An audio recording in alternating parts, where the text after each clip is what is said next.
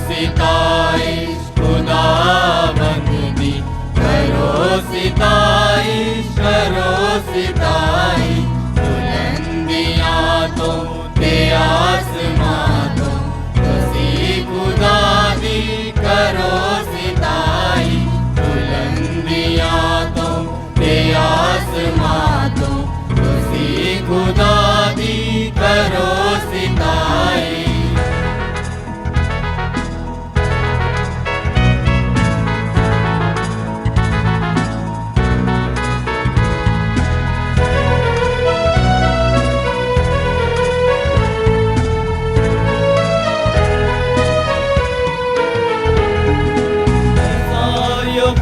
जो फरिश्ते सारे, चन्न सूरज ते सब सितारे।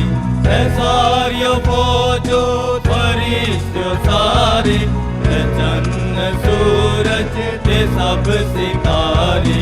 हरल के सारे खुशी दे मारे, करो सिताइश करो सिताइश।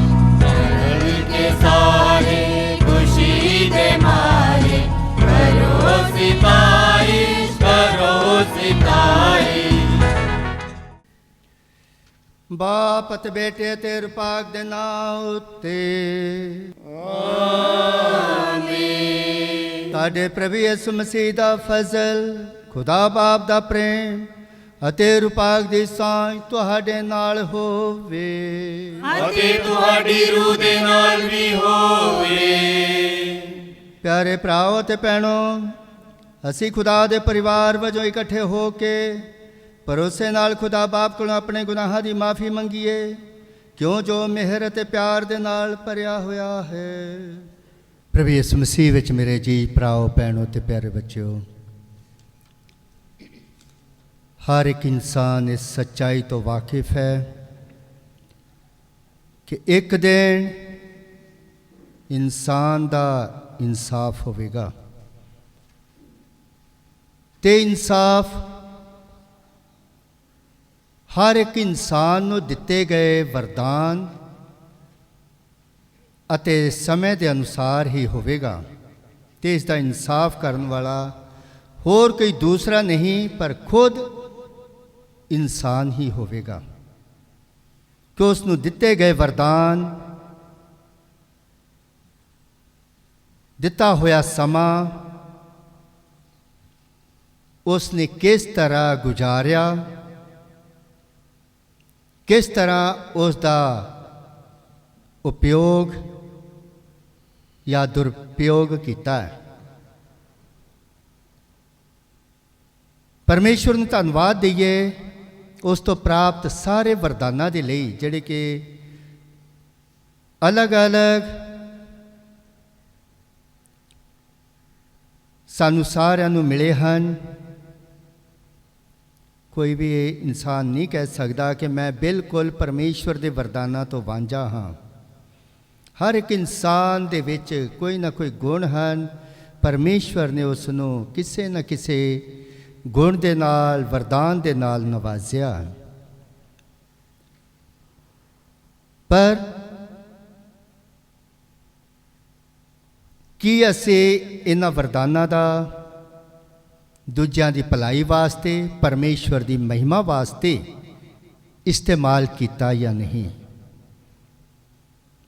ਆਪਣੇ ਜੀਵਨ ਨੂੰ ਅਸੀਂ ਇਹਨਾਂ ਦੇ ਦੁਆਰਾ ਕਿੰਨਾ ਸੁੰਦਰ ਬਣਾਇਆ।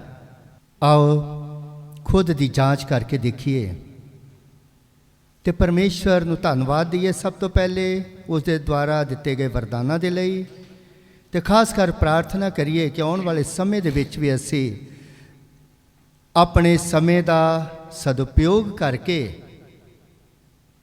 ਉਹਨਾਂ ਵਰਦਾਨਾਂ ਦਾ ਚੰਗਾ ਇਸਤੇਮਾਲ ਕਰਕੇ ਖਾਸ ਕਰ ਦੂਜਿਆਂ ਦੀ ਭਲਾਈ, ਦੂਜਿਆਂ ਦੇ ਵਿਕਾਸ ਦੇ ਲਈ ਕੋਸ਼ਿਸ਼ ਕਰੀਏ ਅਤੇ ਇਸ ਦੇ ਨਾਲ ਪਰਮੇਸ਼ਵਰ ਦੀ ਮਹਿਮਾ ਕਰੀਏ।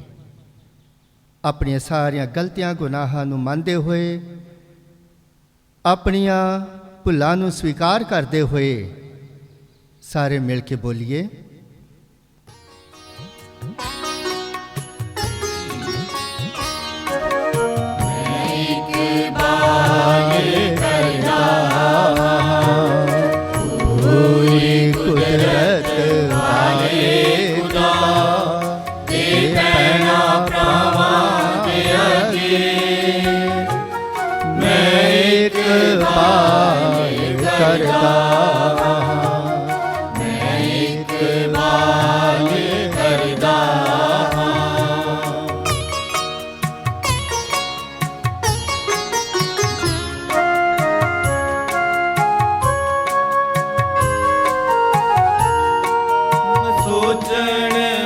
ਬੋਲਣ ਕੇ ਕਰਨ ਨਾਲ ਬਹੁਤ ਗੁਨਾਹ ਕੀਤੇ ਨੇ। ਆਪਣੇ ਦੋਸ਼ ਨਾਲ ਆਪਣੇ ਹੀ ਦੋਸ਼ ਦੇ ਨਾਲ ਆਪਣੇ ਵੱਡੇ ਦੋਸ਼ ਦੇ ਨਾਲ ਮੈਂ ਇੱਕ ਬਾਤ ਕਰਦਾ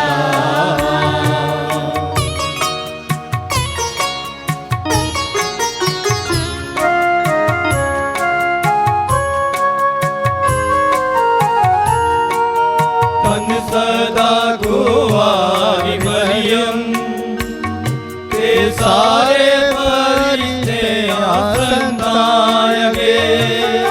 ਇਹ ਭੈਣਾਂ ਭਰਾਵਾਂ ਦੇ ਅੱਗੇ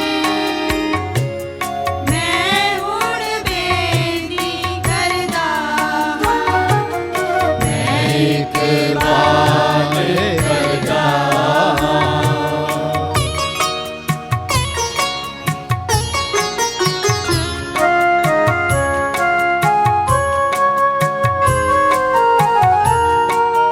मेरे लई खुदा बनगे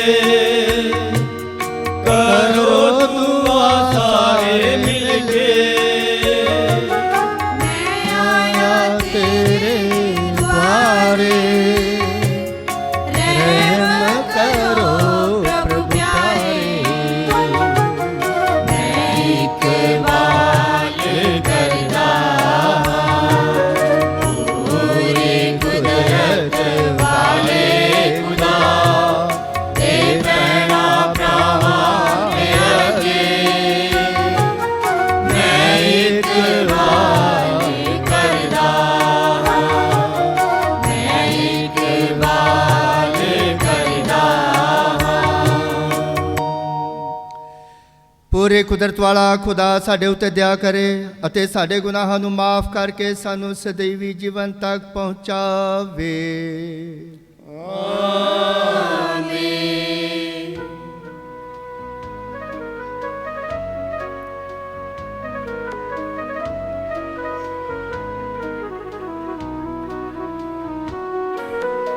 ऐ प्रभु दया करो, ऐ प्रभु दया करो।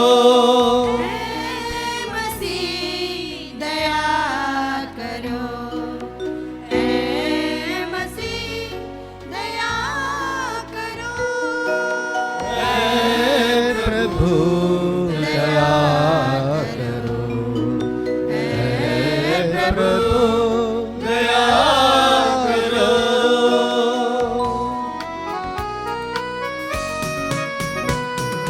स्वर्ग दे विच वडियाई महिमा होवे खुदा दी। धरती उते नेकनीयत लोकां दे विच शांति स्वर्ग दे विच वडियाई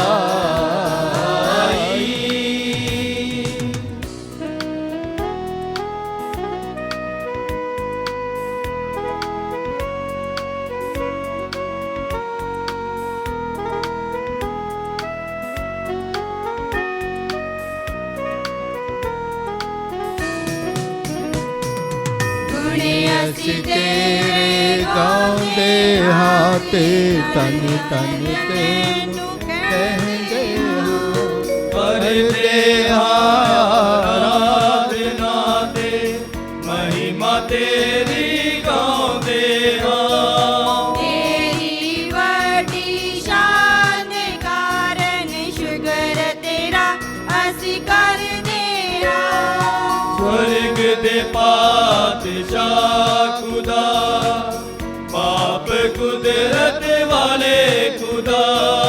स्वर्ग दे विच वडियाई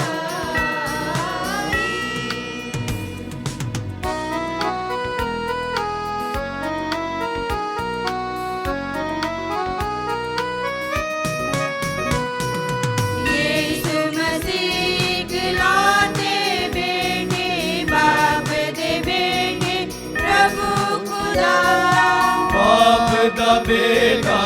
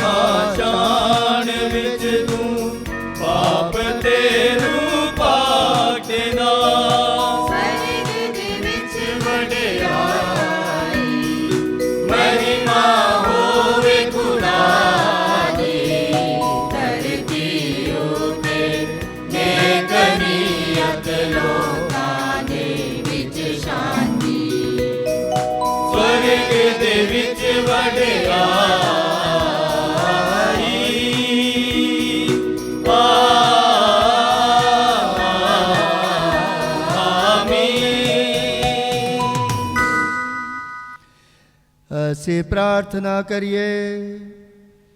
ਐ ਪ੍ਰਭੂ ਬਖਸ਼ ਦੇ ਕਿ ਤੇਰੀ ਮਦਦ ਨਾਲ ਅਸੀਂ ਸਦਾ ਤੇਰੀ ਸੇਵਾ ਵਿੱਚ ਖੁਸ਼ ਰਹੀਏ। ਤੂੰ ਹੀ ਸਾਰੀਆਂ ਬਰਕਤਾਂ ਦਾ ਸੋਮਾ ਹੈ ਅਤੇ ਸਿਰਫ ਤੇਰੇ ਲਈ ਸਮਰਪਿਤ ਜੀਵਨ ਨਾਲ ਹੀ ਅਸੀਂ ਭਰਪੂਰ ਅਤੇ ਨਾ ਮੁੱਕਣ ਵਾਲੀ ਖੁਸ਼ੀ ਪਾ ਸਕਦੇ ਹਾਂ। ਸਾਡੇ ਪ੍ਰਭੂ ਯਿਸੂ ਮਸੀਹ ਤੇਰੇ ਬੇਟੇ ਦੇ ਰਾਹੀਂ ਜੋ ਤੇਰੇ ਨਾਲ ਰੂਪਾਕ ਦੀ ਏਕਤਾ ਵਿੱਚ ਇੱਕ ਖੁਦਾ ਜਿਉਂਦਾ ਤੇ ਰਾਜ ਕਰਦਾ ਹੈ ਸਦਾ ਤੋਂ ਸਦਾ ਤੱਕ।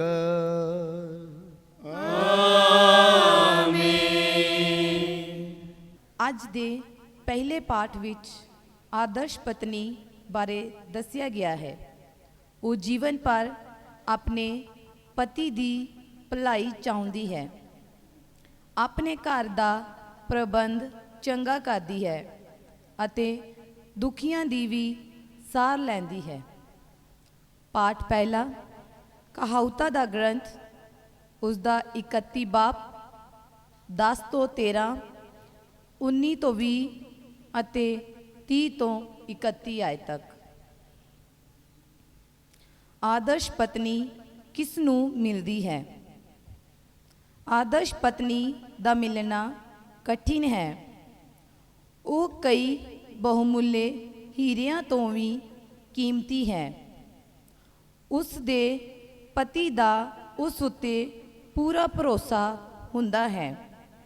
ਉਹ ਕਦੀ ਗਰੀਬੀ ਦਾ ਮੂੰਹ ਨਹੀਂ ਵੇਖਦਾ।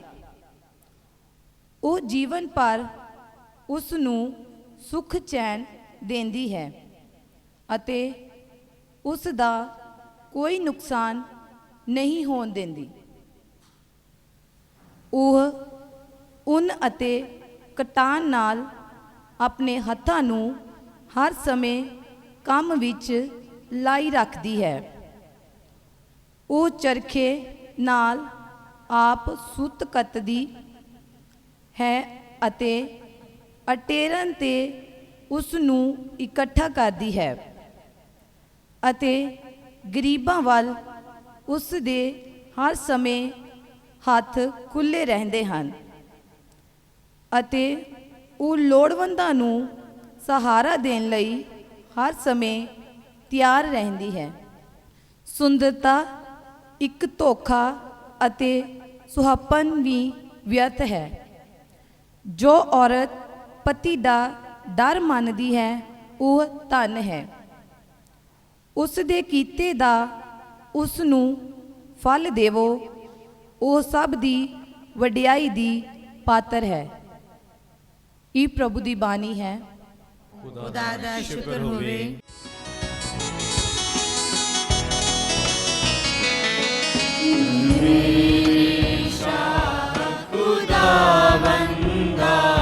ਵਡਿਆਈ ਤੇਰੀ ਕਰਾਂਗਾ, ਮੇਰੇ ਸ਼ਾਹ ਖੁਦਾਵੰਦਾ। ਵਡਿਆਈ ਤੇਰੀ ਕਰਾਂਗਾ, ਮੈਂ ਸਦਾ ਭੀਖ ਬਿਆਨ ਕਰਾਂ ਕਿ ਤੇਰਾ ਹੈ ਮੁਬਾਰਕ ਨਾਮ। ਮੈਂ ਸਦਾ ਭੀਖ ਬਿਆਨ ਕਰਾਂ ਕਿ ਤੇਰਾ ਹੈ ਮੁਬਾਰਕ ਨਾਮ।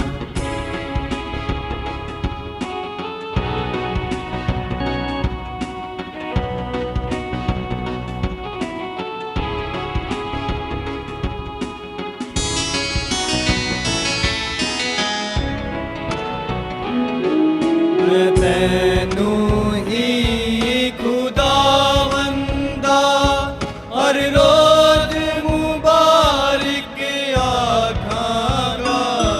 ਮੈਂ ਤੈਨੂੰ ਹੀ ਖੁਦਾਵੰਦਾ ਹਰ ਰੋਜ਼ ਮੁਬਾਰਕ ਆਖਾਂਗਾ। ਹਮੇਸ਼ਾ ਤੇਰੇ ਨਾਲ ਹੀ ਜਾਨ ਮੇਰੀ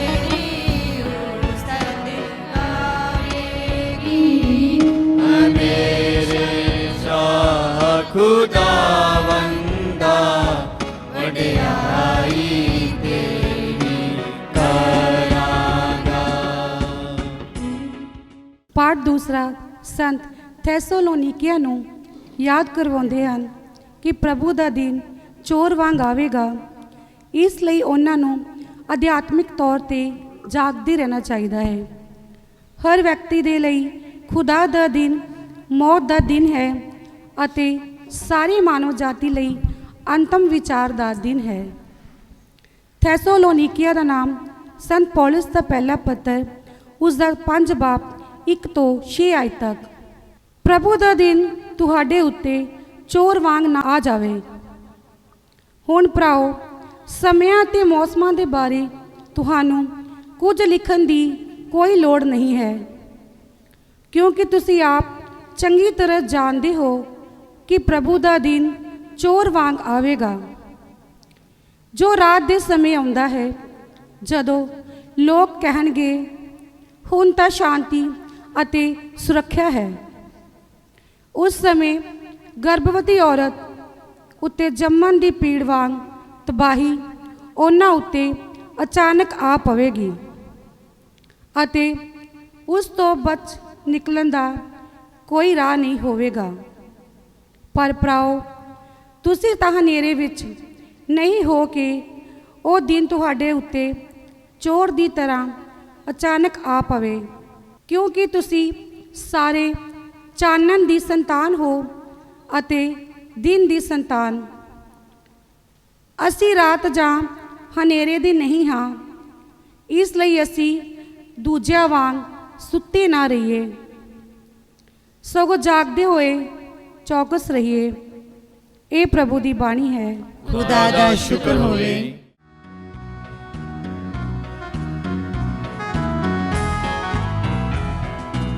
घर में अंजील सुनाएंगे, प्यारे यीशु का नाम बताएंगे।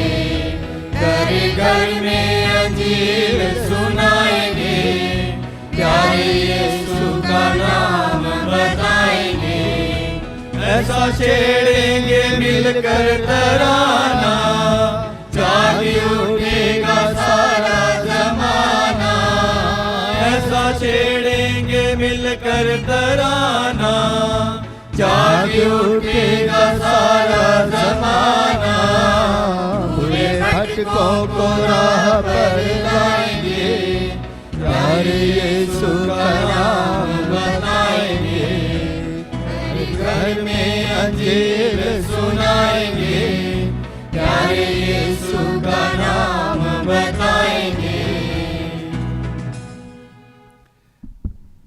ਪ੍ਰਭੂ ਤੁਹਾਡੇ ਨਾਲ ਹੋਵੇ। ਅਤੇ ਤੁਹਾਡੀ ਰੂਹ ਦੇ ਨਾਲ ਵੀ ਹੋਵੇ। ਪਾਠ ਪਵਿੱਤਰ ਅੰਜੀਲ ਦਾ ਸੰਤ ਮੱਤੀ ਦੇ ਅਨੁਸਾਰ। ਤੇਰੀ ਵਡਿਆਈ ਹੋਵੇ ਰੱਬਾ। ਕਿਉਂਕਿ ਇਹ ਇੰਜ ਹੋਇਆ ਜਿਵੇਂ ਕਿਸੇ ਆਦਮੀ ਨੇ ਲੰਮੇ ਸਫ਼ਰ ਤੇ ਜਾਣ ਲੱਗਿਆਂ ਆਪਣੇ ਨੌਕਰਾਂ ਨੂੰ ਸੱਦਿਆ ਅਤੇ ਉਹਨਾਂ ਨੂੰ ਆਪਣੀ ਧਨ ਸੰਪਤੀ ਸੌਂਪੀ। ਉਸ ਨੇ ਹਰ ਇੱਕ ਨੂੰ ਉਸ ਦੀ ਯੋਗਤਾ ਅਨੁਸਾਰ ਦਿੱਤਾ। ਇੱਕ ਨੂੰ 5 ਤੋੜੇ ਅਤੇ ਦੂਜੇ ਨੂੰ 2 ਅਤੇ ਤੀਜੇ ਨੂੰ 1। ਫਿਰ ਉਹ ਚਲਾ ਗਿਆ। ਜਿਸ ਨੂੰ 5 ਤੋੜੇ ਮਿਲੇ ਸਨ, ਉਸ ਨੇ ਤੁਰੰਤ ਜਾ ਕੇ ਉਹਨਾਂ ਨਾਲ ਵਪਾਰ ਕੀਤਾ ਅਤੇ ਉਸ ਨੇ 5 ਤੋੜੇ ਹੋਰ ਕਮਾ ਲਏ। ਇਸੇ ਤਰ੍ਹਾਂ ਉਸ ਨੇ ਜਿਸ ਨੂੰ 2 ਤੋੜੇ ਮਿਲੇ ਸਨ, ਉਸ ਨੇ 2 ਹੋਰ ਕਮਾ ਲਏ। ਪਰ ਜਿਸ ਨੂੰ 1 ਤੋੜਾ ਮਿਲਿਆ ਸੀ, ਉਸ ਨੇ ਜਾ ਕੇ ਜ਼ਮੀਨ ਪੁੱਟੀ ਅਤੇ ਆਪਣੇ ਮਾਲਕ ਦਾ ਧਨ ਲੁਕਾ ਦਿੱਤਾ। ਕਾਫੀ ਸਮੇਂ ਬਾਅਦ ਉਹਨਾਂ ਨੌਕਰਾਂ ਦਾ ਮਾਲਕ ਵਾਪਸ ਆਇਆ ਅਤੇ ਉਹਨਾਂ ਕੋਲੋਂ ਲੇਖਾ ਲਿਆ। ਜਿਸ ਨੂੰ 5 ਤੋੜੇ ਮਿਲੇ ਸਨ, ਉਹ 5 ਹੋਰ ਲੈ ਕੇ ਇਹ ਕਹਿੰਦੇ ਹੋਏ ਅੱਗੇ ਆਇਆ, ਮਾਲਕ, ਤੁਸੀਂ ਮੈਨੂੰ 5 ਤੋੜੇ ਸੌਂਪੇ ਸਨ, ਦੇਖੋ ਮੈਂ 5 ਤੋੜੇ ਹੋਰ ਕਮਾਏ ਹਨ। ਉਸ ਦੇ ਮਾਲਕ ਨੇ ਉਸ ਨੂੰ ਕਿਹਾ, ਸ਼ਾਬਾਸ਼ ਚੰਗੇ ਅਤੇ ਇਮਾਨਦਾਰ ਨੌਕਰ, ਤੂੰ ਥੋੜ੍ਹੇ ਵਿੱਚ ਇਮਾਨਦਾਰ ਰਿਹਾ, ਮੈਂ ਤੈਨੂੰ ਬਹੁਤੇ ਦਾ ਮੁਖਤਿਆਰ ਨਿਯੁਕਤ ਕਰਾਂਗਾ। ਆਪਣੇ ਮਾਲਕ ਦੀ ਖੁਸ਼ੀ ਵਿੱਚ ਸ਼ਾਮਲ ਹੋ। ਉਹ ਵੀ ਜਿਸ ਨੂੰ 2 ਤੋੜੇ ਮਿਲੇ ਸਨ, ਇਹ ਕਹਿੰਦੇ ਹੋਏ ਅੱਗੇ ਆਇਆ, ਮਾਲਕ, ਤੁਸੀਂ ਮੈਨੂੰ 2 ਤੋੜੇ ਸੌਂਪੇ ਸਨ, ਦੇਖੋ ਮੈਂ 2 ਤੋੜੇ ਹੋਰ ਕਮਾਏ ਹਨ। ਉਸ ਦੇ ਮਾਲਕ ਨੇ ਉਸ ਨੂੰ ਕਿਹਾ, ਸ਼ਾਬਾਸ਼ ਚੰਗੇ ਅਤੇ ਇਮਾਨਦਾਰ ਨੌਕਰ, ਤੂੰ ਥੋੜੇ ਵਿੱਚ ਇਮਾਨਦਾਰ ਰਿਹਾ, ਮੈਂ ਤੈਨੂੰ ਬਹੁਤੇ ਦਾ ਮੁਖਤਿਆਰ ਨਿਯੁਕਤ ਕਰਾਂਗਾ, ਆਪਣੇ ਮਾਲਕ ਦੀ ਖੁਸ਼ੀ ਵਿੱਚ ਸ਼ਾਮਲ ਹੋ। ਉਹ ਵੀ ਜਿਸ ਨੂੰ 1 ਤੋੜਾ ਮਿਲਿਆ ਸੀ, ਇਹ ਕਹਿੰਦੇ ਹੋਏ ਅੱਗੇ ਆਇਆ, ਮਾਲਕ, ਮੈਂ ਜਾਣਦਾ ਸਾਂ ਕਿ ਤੁਸੀਂ ਡਾਢੇ ਕਠੋਰ ਆਦਮੀ ਹੋ, ਜਿੱਥੇ ਤੁਸੀਂ ਨਹੀਂ ਬੀਜਿਆ ਉੱਥੋਂ ਵੱਢਦੇ ਹੋ, ਅਤੇ ਜਿੱਥੇ ਤੁਸੀਂ ਨਹੀਂ ਖਿਲਾਰਿਆ ਉੱਥੋਂ ਇਕੱਠਾ ਕਰਦੇ ਹੋ। ਇਸ ਲਈ ਮੈਂ ਡਰ ਗਿਆ ਅਤੇ ਜਾ ਕੇ ਤੁਹਾਡੇ ਧਨ ਦਾ ਤੋੜਾ ਧਰਤੀ ਵਿੱਚ ਲੁਕਾ ਦਿੱਤਾ। ਇਹ ਲਵੋ ਜੋ ਤੁਹਾਡਾ ਹੈ। ਪਰ ਉਸ ਦੇ ਮਾਲਕ ਨੇ ਉਸ ਨੂੰ ਉੱਤਰ ਦਿੱਤਾ, ਦੁਸ਼ਟ ਅਤੇ ਸੁਸਤੀ ਦੇ ਮਾਰੇ ਨੌਕਰ, ਤੂੰ ਜਾਣਦਾ ਸੀ ਕਿ ਜਿੱਥੇ ਮੈਂ ਬੀਜਿਆ ਨਹੀਂ ਉੱਥੋਂ ਵੱਢਦਾ ਹਾਂ, ਅਤੇ ਜਿੱਥੇ ਮੈਂ ਖਿਲਾਰਿਆ ਨਹੀਂ ਉੱਥੋਂ ਇਕੱਠਾ ਕਰਦਾ ਹਾਂ।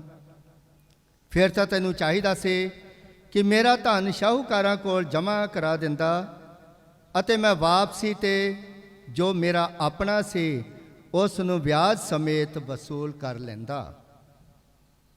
ਇਸ ਲਈ ਇਹ ਤੋੜਾ ਇਸ ਕੋਲੋਂ ਲੈ ਲਵੋ ਅਤੇ ਉਸ ਨੂੰ ਦੇ ਦਿਓ ਜਿਸ ਦੇ ਕੋਲ 10 ਤੋੜੇ ਹਨ, ਕਿਉਂਕਿ ਹਰ ਕੋਈ ਜਿਸ ਦੇ ਕੋਲ ਹੈ ਉਸ ਨੂੰ ਹੋਰ ਦਿੱਤਾ ਜਾਵੇਗਾ, ਅਤੇ ਉਸ ਦੇ ਕੋਲ ਬਹੁਤਾ ਹੋ ਜਾਵੇਗਾ, ਪਰ ਜਿਸ ਦੇ ਕੋਲ ਨਹੀਂ ਹੈ ਉਸ ਕੋਲੋਂ ਉਹ ਵੀ ਲੈ ਲਿਆ ਜਾਵੇਗਾ ਜੋ ਕੁਝ ਥੋੜਾ ਉਸ ਦੇ ਕੋਲ ਹੈ। ਅਤੇ ਇਸ ਨਿਕੰਮੇ ਨੌਕਰ ਨੂੰ ਬਾਹਰ ਹਨੇਰੇ ਵਿੱਚ ਸੁੱਟ ਦਿਓ, ਜਿੱਥੇ ਲੋਕ ਰੋਣਗੇ ਅਤੇ ਆਪਣੇ ਦੰਦ ਪੀਣਗੇ। ਇਹ ਪ੍ਰਭੂ ਦੀ ਪਵਿੱਤਰ ਅੰਜੀਲ ਹੈ। ਤੇਰੀ ਮਹਿਮਾ ਹੋਵੇ ਆ ਮਸੀਹਾ। ਮਸੀਹ ਵਿੱਚ ਮੇਰੇ ਜੀ ਭਰਾਓ ਭੈਣੋ ਤੇ ਪਿਆਰੇ ਬੱਚਿਓ, ਅੱਜ ਦੀ ਇਸ ਤਮਸੀਲ ਦੇ ਵਿੱਚ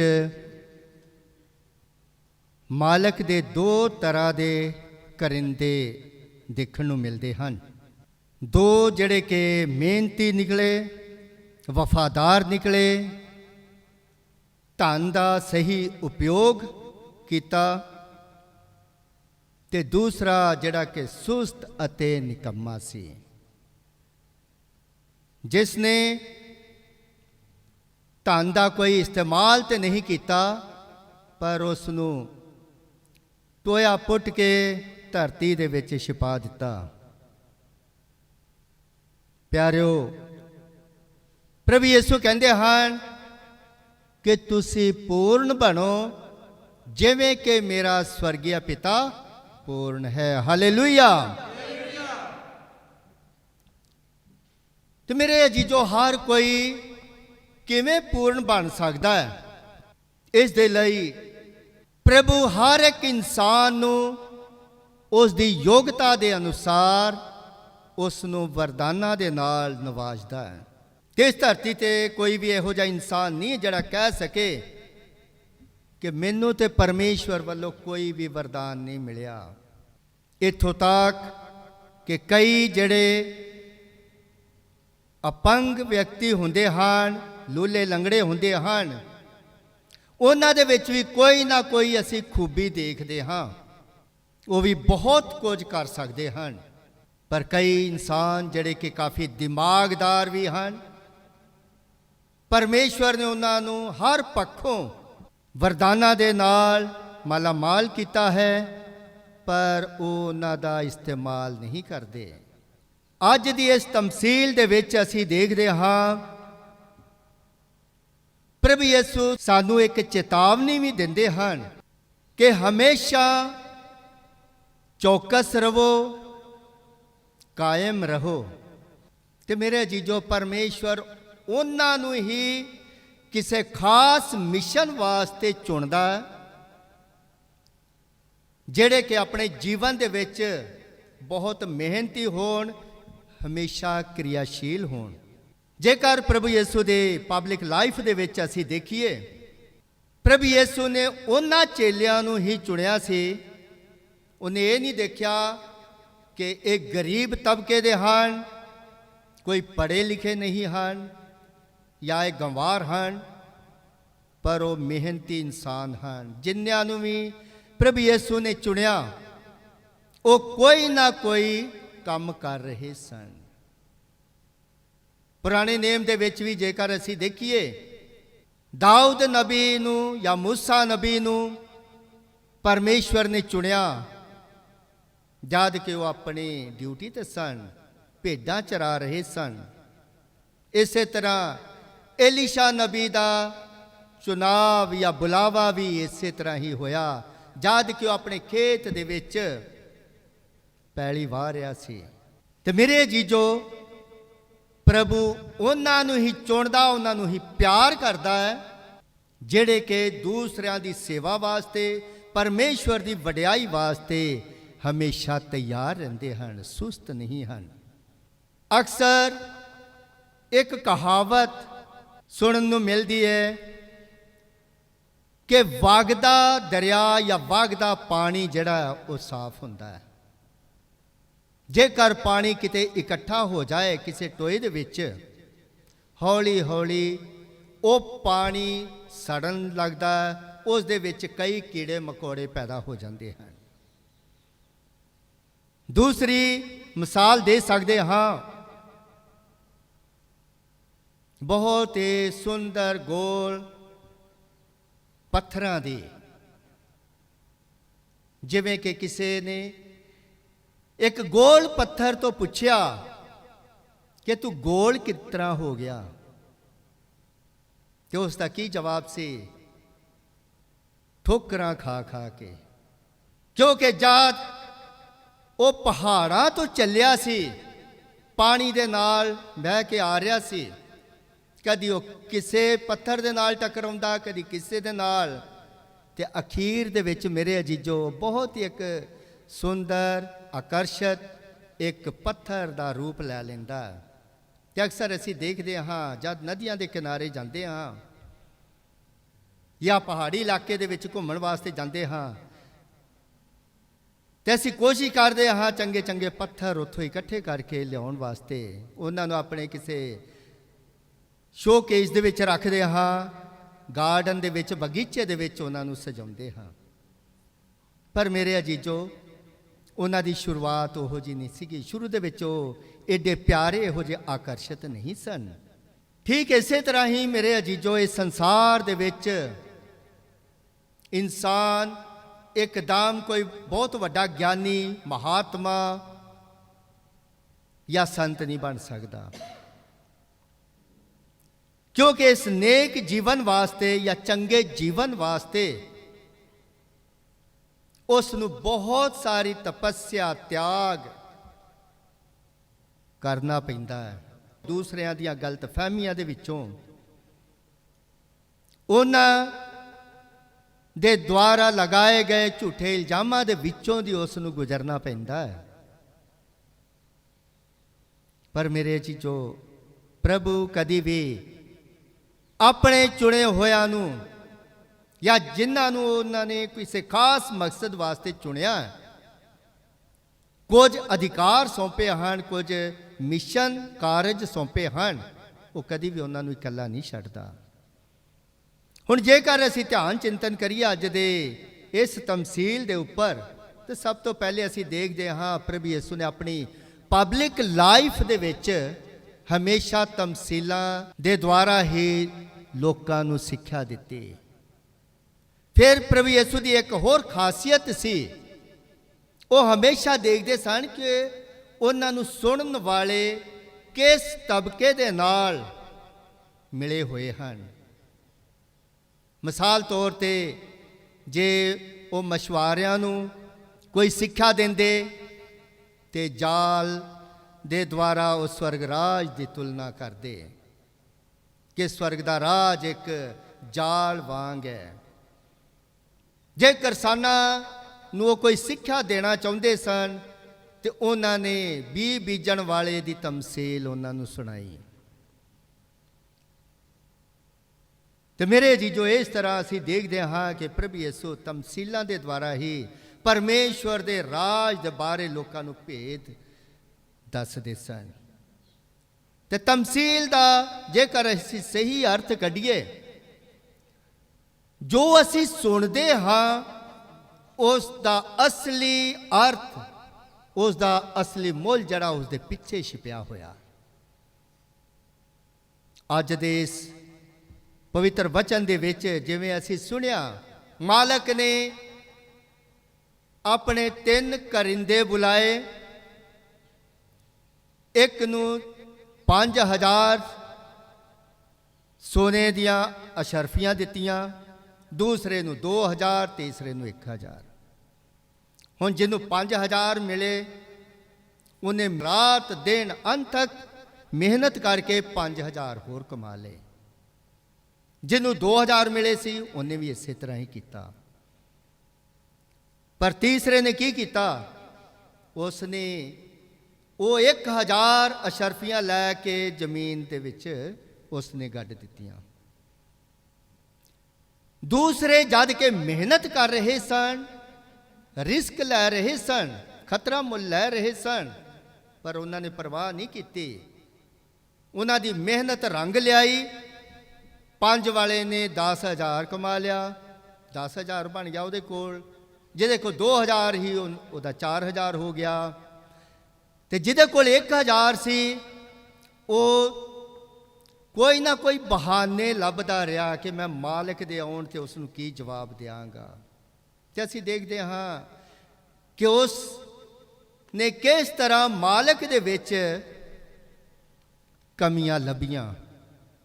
ਕਿ ਮੈਂ ਜਾਣਦਾ ਹਾਂ ਕਿ ਤੁਸੀਂ ਬਹੁਤ ਕਠੋਰ ਹੋ, ਜਿੱਥੇ ਬੀਜਿਆ ਨਹੀਂ ਉੱਥੋਂ ਤੁਸੀਂ ਵੱਢਦੇ ਹੋ, ਜਿੱਥੇ ਖਿਲਾਰਿਆ ਨਹੀਂ ਉੱਥੋਂ ਤੁਸੀਂ ਇਕੱਠਾ ਕਰਦੇ ਹੋ। ਇਸ ਕਰਕੇ ਮੈਂ ਤੇ ਡਰ ਗਿਆ ਤੇ ਮੈਂ ਕੀ ਕੀਤਾ? ਜਾ ਕੇ ਤੁਹਾਡਾ ਧਨ ਛੁਪਾ ਦਿੱਤਾ। ਇਹ ਲਓ, ਇਹ ਤੁਹਾਡਾ 1000 ਰੁਪਇਆ। ਮੇਰੇ ਜੀਜੋ, ਇਹਦੇ ਵਿੱਚ ਅਗਰ ਗਹਿਰਾਈ ਦੇ ਨਾਲ ਅਸੀਂ ਦੇਖੀਏ, ਜਿਹਨੂੰ 5000 ਅਸ਼ਰਫੀਆਂ ਮਿਲੀਆਂ ਸਨ, ਮਾਲਕ ਜਾਣਦਾ ਸੀ ਉਹਦੀ ਯੋਗਤਾ ਨੂੰ, ਉਹਦੀ ਐਬਿਲਿਟੀ ਨੂੰ, ਕਿ ਕਿਸ ਤਰ੍ਹਾਂ ਦਾ ਮਿਹਨਤੀ ਇਨਸਾਨ ਹੈ, ਕਿੱਡਾ ਵਫਾਦਾਰ ਹੈ। ਇਸੇ ਲਈ ਉਸ ਨੂੰ ਹੋਰ ਵੀ ਜ਼ਿਆਦਾ ਜ਼ਿੰਮੇਵਾਰੀ ਦਿੱਤੀ ਗਈ। ਉਸ ਨੂੰ 5000 ਅਸ਼ਰਫੀਆਂ ਦਿੱਤੀਆਂ ਗਈਆਂ।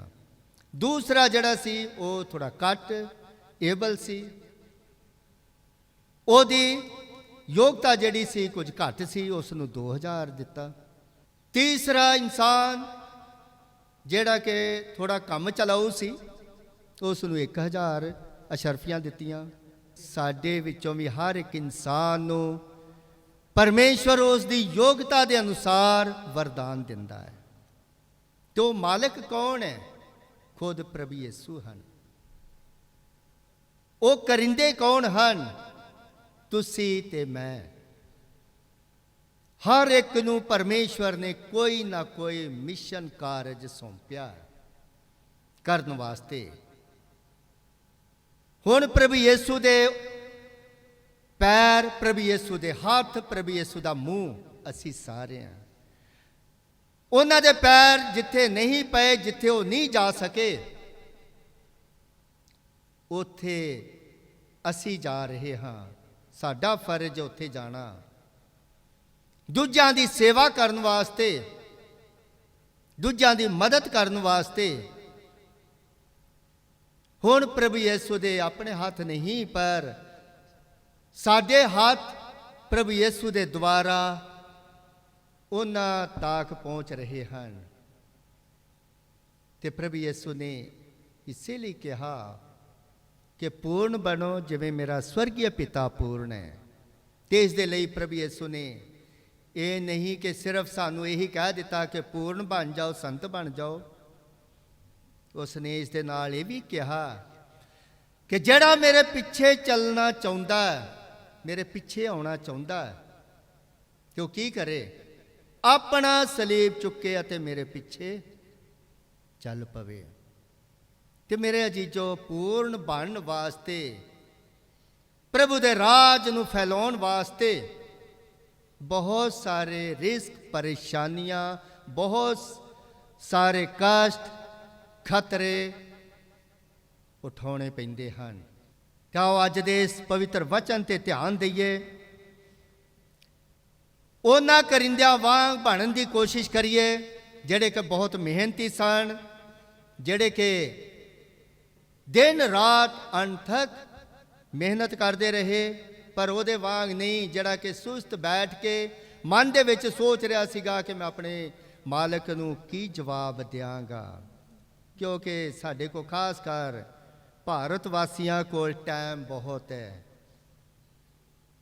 ਨਿਠੱਲੇ ਬੈਠ ਕੇ ਦੂਜਿਆਂ ਦੇ ਬਖਤੋਈ ਕਰਨੀ, ਚੁਗਲੀਆਂ ਕਰਨੀਆਂ, ਦੂਜਿਆਂ ਦੇ ਵਿੱਚ ਦੋਸ਼ ਲੱਭਣੇ, ਪਰ ਕਦੀ ਵੀ ਅਸੀਂ ਆਪਣੇ ਆਪ ਨੂੰ ਨਹੀਂ ਦੇਖਦੇ ਕਿ ਸਾਡੇ ਵਿੱਚ ਕੀ ਕਮੀਆਂ ਕਮਜ਼ੋਰੀਆਂ ਹਨ। ਤੇ ਇਸ ਦੇ ਨਾਲ ਹੀ ਅਸੀਂ ਚਾਹੁੰਦੇ ਹਾਂ ਕਿ ਦੂਜਿਆਂ ਕੋਲੋਂ ਸਾਨੂੰ ਕੋਈ ਫਾਇਦਾ ਮਿਲੇ। ਖੁਦ ਕੁਝ ਨਹੀਂ ਕਰਨਾ ਚਾਹੁੰਦੇ ਸੁਸਤੀ ਦੇ ਮਾਰੇ, ਪਰ ਉਹ ਚਾਹੁੰਦੇ ਹਨ ਜਿਸ ਚੀਜ਼ ਦੀ ਉਹਨਾਂ ਨੂੰ ਲੋੜ ਹੈ ਉਹ ਦੂਜਿਆਂ ਕੋ ਹਾਸਲ ਕਰ ਲੈਣ। ਠੀਕ ਹੈ, ਇਸ ਦੀ ਮਿਸਾਲ ਦੇ ਸਕਦੇ ਹਾਂ ਫਾਵੜੇ ਦੀ ਜਾਂ ਕਈ ਦੀ ਤੇ ਬੇਲਚੇ ਦੀ। ਜੇ ਕਿਸਾਨ ਨੂੰ ਤੁਸੀਂ ਦੇਖੋ, ਜਦੋਂ ਕਈ ਚਲਾਉਂਦਾ ਹੈ, ਕਈ ਕੀ ਕਰਦੀ ਹੈ, ਮਿੱਟੀ ਪੁੱਟ ਕੇ ਆਪਣੇ ਵੱਲ ਨੂੰ ਸੁੱਟਦੀ ਹੈ। ਬੇਲਚੇ ਦਾ ਕੰਮ ਕੀ ਹੈਗਾ? ਬੇਲਚਾ ਜਿਵੇਂ ਮੰਨ ਲਓ ਹੁਣ ਕੋਈ ਟਰਾਲੀ ਭਰਨੀ ਹੈ ਰੇਤ ਦੀ ਜਾਂ ਅਨਾਜ ਦੀ, ਉਹ ਬੇਲਚਾ ਭਰ ਕੇ ਉਹ ਦੂਜਿਆਂ ਵੱਲ ਸੁੱਟਦਾ ਹੈ।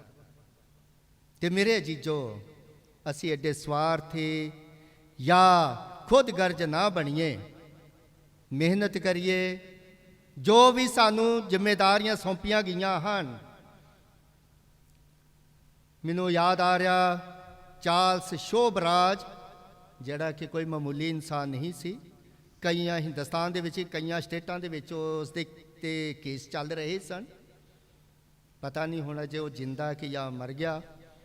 ਉਸਨੇ ਇੱਕ ਵਾਰੀ ਕਿਹਾ ਸੀ ਕਿ ਇਹ ਪੂਰਾ ਸੰਸਾਰ ਇੱਕ ਰੰਗ ਮੰਚ ਹੈ, ਇੱਕ ਸਟੇਜ ਹੈ। ਹਰ ਇੱਕ ਇਨਸਾਨ ਦਾ ਆਪਣਾ ਆਪਣਾ ਰੋਲ ਹੈ ਉਸ ਤੇ ਅਦਾ ਕਰਨ ਦਾ। ਤੇ ਮੇਰੇ ਜੀਜੋ, ਜਿਹੜਾ ਇਨਸਾਨ ਚੰਗੀ ਤਰ੍ਹਾਂ ਆਪਣੀ ਜ਼ਿੰਮੇਵਾਰੀ ਨੂੰ ਪੂਰੀਆਂ ਕਰਦਾ, ਉਸ ਨੂੰ ਹੋਰ ਵੀ ਜ਼ਿਆਦਾ ਜ਼ਿੰਮੇਵਾਰੀ ਸੌਂਪੀ ਜਾਂਦੀ ਹੈ। ਜਿਹਦੇ ਕੋਲ 10 ਤੋੜੇ ਹੋ ਗਏ ਸਨ, ਉਹ ਨਿਕੰਮੇ ਕਰਿੰਦੇ ਦਾ ਵੀ ਇੱਕ ਤੋੜਾ ਜਿਹੜਾ ਹੀ ਉਹਨੂੰ ਹੀ ਦਿੱਤਾ ਗਿਆ। ਕਿਉਂਕਿ ਜਿਹੜਾ ਥੋੜੇ ਦੇ ਵਿੱਚ ਇਮਾਨਦਾਰ ਰਹਿੰਦਾ, ਉਸ ਨੂੰ ਜ਼ਿਆਦਾ ਜ਼ਿੰਮੇਵਾਰੀਆਂ ਸੌਂਪੀਆਂ ਜਾਂਦੀਆਂ। ਤੇ ਕਦੀ ਅਸੀਂ ਇਹ ਵੀ ਨਹੀਂ ਕਹਿ ਸਕਦੇ ਕਿ ਹੁਣ ਮੇਰਾ ਕੰਮ ਤੇ ਹੋ ਗਿਆ, ਹੁਣ ਤੇ ਆਰਾਮ ਕਰੀਏ। ਪਰ ਪਿਆਰਿਓ, ਇਸ ਜੀਵਨ ਦੇ ਵਿੱਚ ਇਹੋ ਜਿਹਾ ਕੋਈ ਵੀ ਮੁਕਾਮ ਨਹੀਂ ਹੈ ਜਿੱਥੇ ਕਿ ਅਸੀਂ ਸੁਸਤ ਬੈਠ ਸਕਦੇ ਹਾਂ। ਤੇ ਆਓ ਇਸ ਵਰਦਾਨ ਦੇ ਲਈ ਖਾਸ ਕਰ ਅੱਜ ਦੀ ਇਸ ਪਾਕ ਕੁਰਬਾਨੀ ਦੇ ਵਿੱਚ ਪ੍ਰਭੂ ਤੋਂ ਅਸੀਸ ਮੰਗੀਏ। ਰਸੂਲਾਂ ਦਾ ਕਲਮਾ। ਮੈਂ ਖੁਦਾ ਉਤੇ ਮਾਣ ਰੱਖਦੀ ਹਾਂ, ਜਿਹੜਾ ਬਾਪ ਪੂਰੀ ਕੁਦਰਤ ਵਾਲਾ, ਅਸਮਾਨ ਤੇ ਜ਼ਮੀਨ ਦਾ ਪੈਦਾ ਕਰਨ ਵਾਲਾ ਹੈ। ਮੈਂ ਯਿਸੂ ਮਸੀਹ ਤੇ ਮਾਣ ਰੱਖਦੀ ਹਾਂ, ਜਿਹੜਾ ਉਸ ਦਾ ਇਕਲੌਤਾ ਬੇਟਾ ਤੇ ਸਾਡਾ ਖੁਦਾਵੰਦ ਹੈ। ਔਰ ਪਾਕ ਦੀ ਕੁਦਰਤ ਨਾਲ ਕੁਆਰੀ ਮਰੀਮ ਦੇ ਗਰਭ ਵਿੱਚ ਪਿਆ, ਉਸ ਤੋਂ ਜੰਮਿਆ, ਉਸਨੇ ਪੈਂਤੁਸ ਪਿਲਾਤੁਸ ਦੇ ਦੁੱਖ ਉਠਾਇਆ, ਸਲੀਬ ਉੱਤੇ ਚੜਾਇਆ ਗਿਆ, ਮਰ ਗਿਆ ਤੇ ਦੱਬਿਆ ਗਿਆ, ਬਰਕੇ ਵਿੱਚ ਜਾ ਉਤਰਿਆ, ਤੀਸਰੇ ਦਿਹਾੜੇ ਮੁਰਦਿਆਂ ਵਿੱਚੋਂ ਜੀ ਉੱਠਿਆ, ਆਸਮਾਨ ਤੇ ਚੜ ਗਿਆ, ਖੁਦਾ ਬਾਪ ਪੂਰੀ ਕੁਦਰਤ ਵਾਲੇ ਦੀ ਸੱਜੇ ਜਾ ਬੈਠਾ, ਜਿੱਥੋਂ ਜਿਉਂਦਿਆਂ ਤੇ ਮਰਿਆਂ ਨੂੰ ਸਾਫ਼ ਕਰਨ ਲਈ ਫਿਰ ਆਵੇਗਾ। ਮੈਂ ਇਮਾਨ ਰੱਖਦੀ ਹਾਂ ਪਾਕ ਉੱਤੇ, ਇੱਕ ਪਾਕ ਕੈਥੋਲਿਕ ਕਲੀਸਿਆ, ਪਾਕ ਲੋਕਾਂ ਦੀ ਸ਼ਰਾਕਤ, ਗੁਨਾਹਾਂ ਦੀ ਮਾਫੀ, ਜਿਸਮ ਦਾ ਜੀ ਉੱਠਣਾ ਅਤੇ ਹਮੇਸ਼ਾ ਦੀ ਜ਼ਿੰਦਗੀ ਤੇ। ਆਮੀਨ। ਆਓ ਅਸੀਂ ਸਾਰੇ ਪ੍ਰਭੂ ਦੇ ਚਰਨਾਂ ਦੇ ਵਿੱਚ ਆਪਣੀਆਂ ਲੋੜਾਂ, ਜ਼ਰੂਰਤਾਂ ਤੇ ਉਮੀਦਾਂ ਨੂੰ ਲੈ ਕੇ ਆਏ ਹਾਂ, ਪ੍ਰਾਰਥਨਾਵਾਂ ਨੂੰ ਲੈ ਕੇ ਆਏ ਹਾਂ।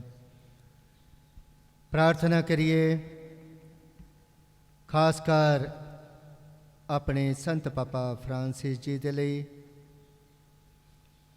ਆਪਣੇ ਬਿਸ਼ਪ ਸਾਹਿਬਾਨ, ਫਾਦਰ ਸਾਹਿਬਾਨ, ਸਿਸਟਰ ਸਾਹਿਬਾਨ, ਮਨਾਦ ਭਰਾਵਾਂ ਦੇ ਲਈ, ਤੋਂ ਉਹਨਾਂ ਸਾਰੇ ਭੈਣ ਭਰਾਵਾਂ ਵਾਸਤੇ ਜਿਹੜੇ ਕਿ ਮਨਾਦੀ ਦੇ ਕੰਮ ਦੇ ਵਿੱਚ ਪਰਮੇਸ਼ਵਰ ਦੇ ਰਾਜ ਨੂੰ ਫੈਲਾਉਣ ਦੇ ਵਿੱਚ ਲੱਗੇ ਹੋਏ ਹਨ। ਇਸ ਮੁਸੀਬਤ ਦੀ ਘੜੀ ਦੇ ਵਿੱਚ ਤੇ ਖਾਸ ਕਰ ਜਦ ਕਿ ਇੱਕ ਮਹਾਮਾਰੀ ਨੇ ਆਪਣਾ ਬਹੁਤ ਭਿਅੰਕਰ ਰੂਪ ਲਿਆ ਹੋਇਆ ਪੂਰੇ ਸੰਸਾਰ ਦੇ ਵਿੱਚ, ਪ੍ਰਭੂ ਤੋਂ ਪ੍ਰਾਰਥਨਾ ਕਰੀਏ। ਪ੍ਰਭੂ ਸਭਨਾਂ ਨੂੰ ਬਚਾ ਕੇ ਰੱਖੇ, ਤੰਦਰੁਸਤ ਰੱਖੇ, ਹਿੰਮਤ ਦੇ, ਚੰਗੀ ਅਕਲ ਅਤੇ ਗਿਆਨ ਦੇ ਨਾਲ ਭਰਪੂਰ ਕਰੇ, ਤਾਂ ਕਿ ਇਹ ਪ੍ਰਭੂ ਦਾ ਵਚਨ, ਪ੍ਰਭੂ ਦੇ ਰਾਜ ਨੂੰ ਫੈਲਾਉਣ ਦੇ ਵਿੱਚ ਦਿਨ ਰਾਤ ਅਣਥੱਕ ਮਿਹਨਤ ਕਰ ਸਕਣ। ਇਸ ਵਰਦਾਨ ਦੇ ਲਈ ਅਸੀਂ ਪ੍ਰਭੂ ਤੋਂ ਪ੍ਰਾਰਥਨਾ ਕਰੀਏ ਅਤੇ ਆਖੀਏ, ਐ ਪ੍ਰਭੂ ਸਾਡੀ ਪ੍ਰਾਰਥਨਾ ਸੁਣ। ਐ ਪ੍ਰਭੂ ਸਾਡੀ ਪ੍ਰਾਰਥਨਾ ਸੁਣ। ਐ ਮਿਹਰਬਾਨ ਖੁਦਾ, ਸਾਡੇ ਰੂਹਾਨੀ ਬਾਪ ਸੰਤ ਪਾਪਾ ਫਰਾਂਸਿਸ ਨੂੰ ਤੰਦਰੁਸਤੀ ਬਖਸ਼ ਅਤੇ ਹਰ ਖਤਰੇ ਤੋਂ ਸੁਰੱਖਿਅਤ ਰੱਖ। ਉਹਨਾਂ ਦੀ ਰਸੂਲੀ ਖਿਦਮਤ ਦੁਆਰਾ ਤਮਾਮ ਦੁਨੀਆ ਨੂੰ ਸੱਚਾ ਚਾਨਣ ਪ੍ਰਾਪਤ ਹੋਵੇ ਅਤੇ ਪਵਿੱਤਰ ਆਤਮਾ ਦੀ ਮਦਦ ਨਾਲ ਉਹ ਕਲੀਸਿਆ ਦੀ ਯੋਗ ਅਗਵਾਈ ਕਰ ਸਕਣ। ਅਨਵਚਨ।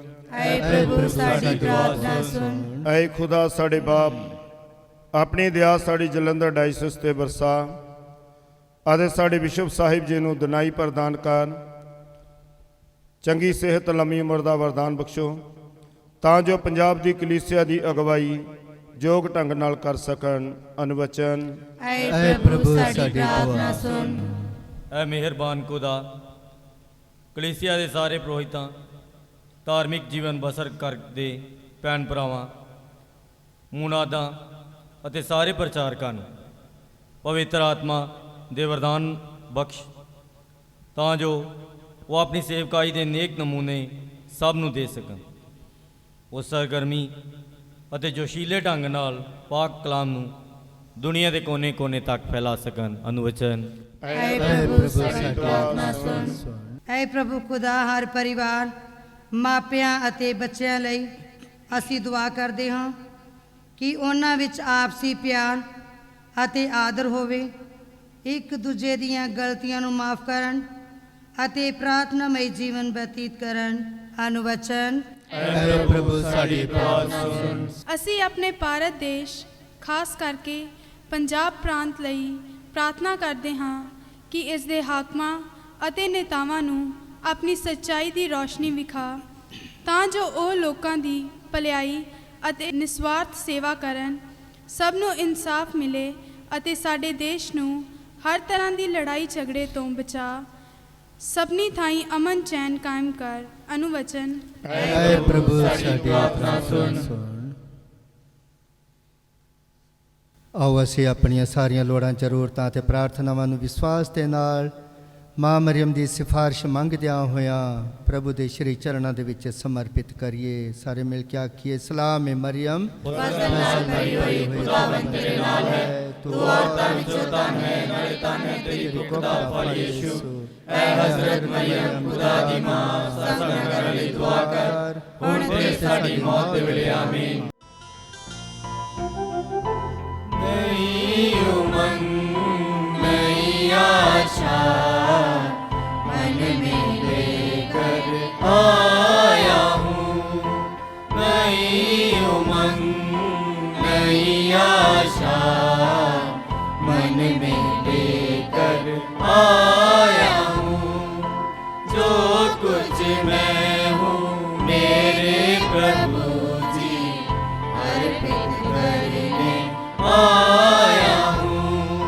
जो कुछ मैं हूँ मेरे प्रभु जी अर्पित करने आया हूँ।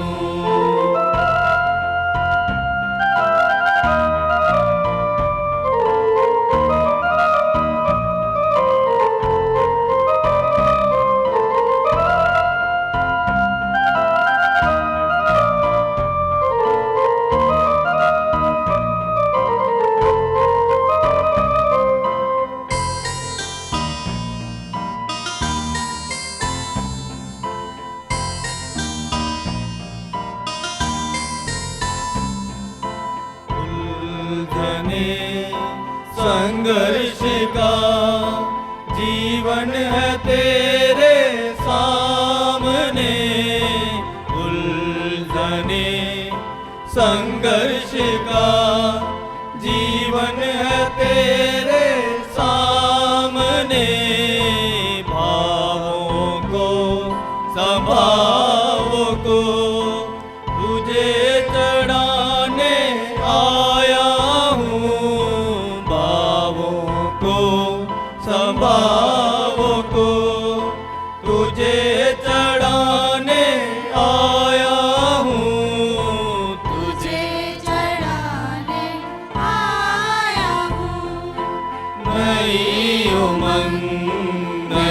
आशा मन में लेकर आया हूँ। ਪਿਆਰੇ ਭਰਾਓ ਤੇ ਭੈਣੋ, ਪ੍ਰਾਰਥਨਾ ਕਰੋ ਕਿ ਪੂਰੀ ਕੁਦਰਤ ਵਾਲਾ ਖੁਦਾ ਸਾਡਾ ਬਾਪ ਇਸ ਕੁਰਬਾਨੀ ਨੂੰ ਪ੍ਰਵਾਨ ਕਰੇ। ਪ੍ਰਭੂ ਇਸ ਕੁਰਬਾਨੀ ਨੂੰ ਤੁਹਾਡੇ ਹੱਥਾਂ ਦੇ ਵਿੱਚੋਂ ਆਪਣੇ ਨਾਮ ਦੀ ਉਸਤਤ ਅਤੇ ਵਡਿਆਈ ਲਈ, ਨਾਲੇ ਸਾਡੀ ਤੇ ਸਾਰੀ ਪਾਕ ਕਲੀਸਿਆ ਦੇ ਭਲੇ ਲਈ ਕਬੂਲ ਕਰੇ। ਐ ਪੂਰੇ ਕੁਦਰਤ ਵਾਲੇ ਖੁਦਾ, ਅਸੀਂ ਤੇਰੀ ਹਜ਼ੂਰੀ ਵਿੱਚ ਚੜਾਵਾ ਲੈ ਕੇ ਆਏ ਹਾਂ। ਬਖਸ਼ ਦੇ ਕਿ ਇਹ ਸਾਡੇ ਲਈ ਇਮਾਨਦਾਰੀ ਨਾਲ ਤੇਰੀ ਸੇਵਾ ਕਰਨ ਦਾ ਫਜ਼ਲ ਹਾਸਲ ਕਰੇ ਅਤੇ ਸਦੀਵੀ ਖੁਸ਼ੀ ਦਾ ਤੋਹਫਾ ਲੈ ਆਵੇ, ਸਾਡੇ ਪ੍ਰਭੂ ਯਿਸੂ ਮਸੀਹ ਦੇ ਰਾਹੀਂ। ਆਮੀਨ। ਪ੍ਰਭੂ ਤੁਹਾਡੇ ਨਾਲ ਹੋਵੇ ਅਤੇ ਤੁਹਾਡੀ ਰੂਹ ਦੇ ਨਾਲ ਵੀ ਹੋਵੇ। ਤੁਸੀਂ ਆਪਣੇ ਦਿਲ ਪ੍ਰਭੂ ਵੱਲ ਲਗਾਓ। ਅਸੀਂ ਆਪਣੇ ਦਿਲ ਪ੍ਰਭੂ ਵੱਲ ਲਗਾਉਂਦੇ ਹਾਂ। ਅਸੀਂ ਆਪਣੇ ਪ੍ਰਭੂ ਖੁਦਾ ਦਾ ਧੰਨਵਾਦ ਕਰੀਏ। ਇਹ ਸਹੀ ਅਤੇ ਯੋਗ ਹੈ। ਐ ਪਵਿੱਤਰ ਬਾਪ, ਪੂਰੀ ਕੁਦਰਤ ਵਾਲੇ ਅਤੇ ਅਕਾਲ ਖੁਦਾ, ਇਹ ਸੱਚਮੁੱਚ ਸਹੀ ਅਤੇ ਯੋਗ ਹੈ, ਮੁਕਤੀ ਪਾਉਣ ਦਾ ਰਾਹ ਹੈ ਕਿ ਅਸੀਂ ਹਰ ਵੇਲੇ ਅਤੇ ਹਰ ਥਾਂ ਯਿਸੂ ਮਸੀਹ ਆਪਣੇ ਪ੍ਰਭੂ ਦੇ ਰਾਹੀਂ ਤੇਰਾ ਧੰਨਵਾਦ ਕਰੀਏ। ਇਨਸਾਨ ਦੀ ਨਜਾਤ ਲਈ ਤੇਰੀ ਪਿਆਰ ਭਰੀ ਮੁਕਤੀ ਯੋਜਨਾ ਵਿੱਚ ਅਸੀਂ ਤੇਰੀ ਬੇਮਿਸਾਲ ਸ਼ਕਤੀ ਨੂੰ ਵੇਖਦੇ ਹਾਂ। ਆਪਣੀ ਖੁਦਾਈ ਸ਼ਕਤੀ ਨਾਲ ਤੂੰ ਸਾਨੂੰ ਬਚਾਉਣ ਲਈ ਆਇਆ ਹੈ, ਪਰ ਤੇਰੀ ਇਹ ਇੱਛਾ ਸੀ ਕਿ ਅਸੀਂ ਸਾਡੇ ਵਰਗੇ ਇੱਕ ਮਨੁੱਖ ਦੁਆਰਾ ਬਚਾਏ ਜਾਈਏ। ਇਨਸਾਨ ਨੇ ਤੇਰੀ ਮਿੱਤਰਤਾ ਨੂੰ ਮੰਨਣ ਤੋਂ ਇਨਕਾਰ ਕੀਤਾ, ਪਰ ਪ੍ਰਭੂ ਯਿਸੂ ਮਸੀਹ ਨੇ ਆਪਣੇ ਇਨਸਾਨੀ ਰੂਪ ਵਿੱਚ ਉਸੇ ਮਿੱਤਰਤਾ ਨੂੰ ਮੁੜ ਬਹਾਲ ਕੀਤਾ। ਇਸ ਲਈ ਅਸੀਂ ਫਰਿਸ਼ਤਿਆਂ ਅਤੇ ਮਹਾਫਰਿਸ਼ਤਿਆਂ ਅਤੇ ਸਾਰੇ ਸਵਰਗੀ ਲਸ਼ਕਰਾਂ ਨਾਲ ਮਿਲ ਕੇ ਅਸੀਂ ਤੇਰੀ ਮਹਿਮਾ ਦੇ ਗੀਤ ਗਾਉਂਦੇ ਹੋਏ ਇਹ ਐਲਾਨ ਕਰਦੇ ਹਾਂ।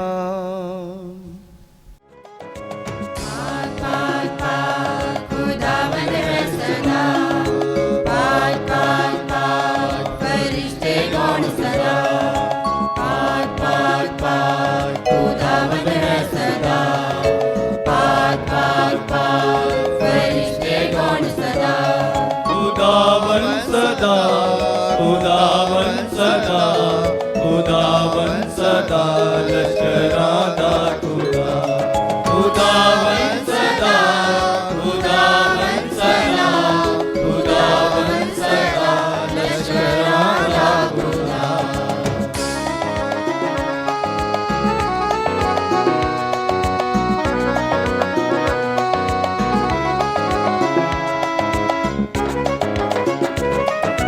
ਜ਼ਮੀਨ ਆਸਮਾਨ ਭਰਪੂਰ ਹਨ, ਨਾਲੇ ਤੇਰੀ ਵਡਿਆਈ ਨਾਲ। ज़मीन आसमान भरपूर हैं, नाले तेरी वडियाइयां।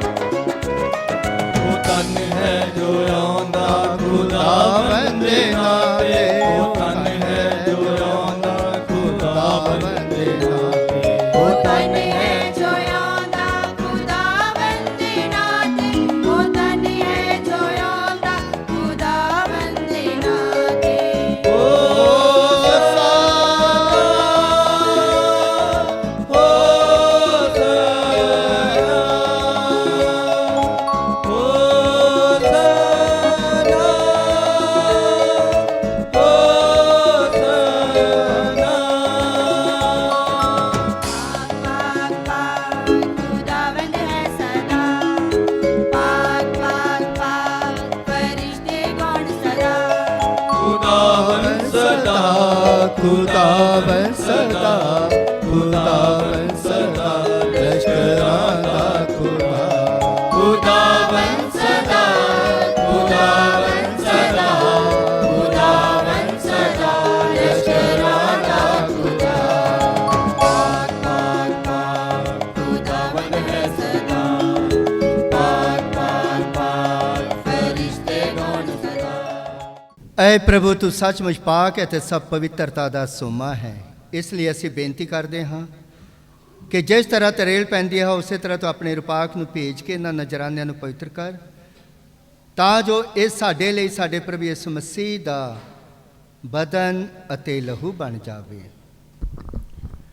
ਉਸ ਨੇ ਆਪਣੀ ਮਰਜ਼ੀ ਨਾਲ ਆਪਣੇ ਆਪ ਨੂੰ ਦੁੱਖ ਤਸੀਹਿਆਂ ਲਈ ਸੌਂਪਦੇ ਹੋਏ ਰੋਟੀ ਲਈ ਧੰਨਵਾਦ ਕਰਦਿਆਂ ਰੋਟੀ ਤੋੜੀ ਅਤੇ ਆਪਣੇ ਚੇਲਿਆਂ ਨੂੰ ਦਿੱਤੀ, ਇਹ ਕਹਿੰਦੇ ਹੋਏ, ਤੁਸੀਂ ਸਾਰੇ ਲਓ ਅਤੇ ਇਸ ਵਿੱਚੋਂ ਖਾਓ, ਕਿਉਂ ਜੋ ਇਹ ਮੇਰਾ ਬਦਨ ਹੈ ਜਿਹੜਾ ਤੁਹਾਡੇ ਲਈ ਕੁਰਬਾਨ ਕੀਤਾ ਜਾਵੇਗਾ। ऐ मेरे प्रभु, ऐ मेरे खुदा,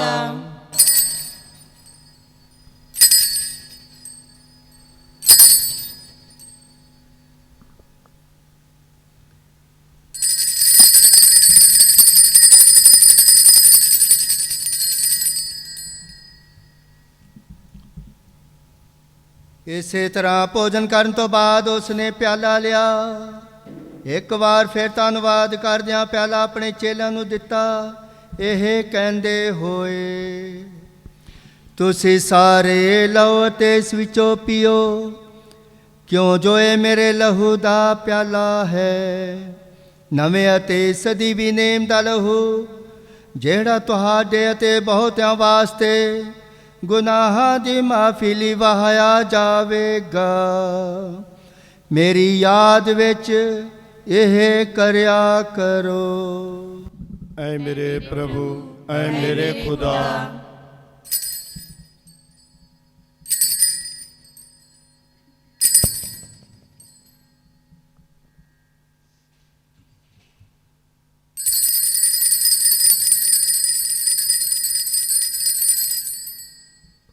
ईमान दा पेट। प्रभु यीशु तू अपनी सलीब ते जी उठण दे नाल सानू मुक्त कीता, तू दुनिया दा मुक्ति दाता है।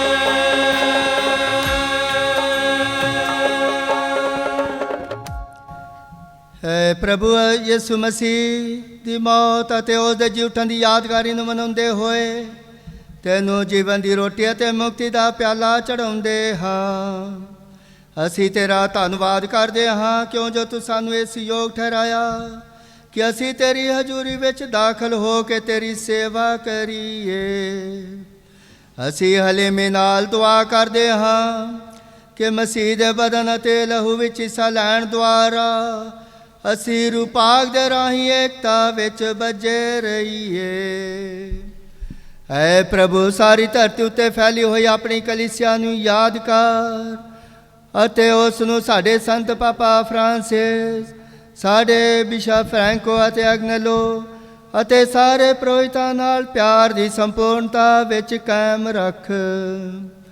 ਸਾਡੇ ਭੈਣ ਭਰਾਵਾਂ ਨੂੰ ਵੀ ਯਾਦ ਕਰ ਜਿਹੜੇ ਝੂਠਾਂ ਦੀ ਉਮੀਦ ਨਾਲ ਸੌਂ ਗਏ ਹਨ ਅਤੇ ਉਹਨਾਂ ਸਾਰਿਆਂ ਨੂੰ ਜੋ ਤੇਰੇ ਰਹਿਮ ਵਿੱਚ ਮਰ ਗਏ ਹਨ।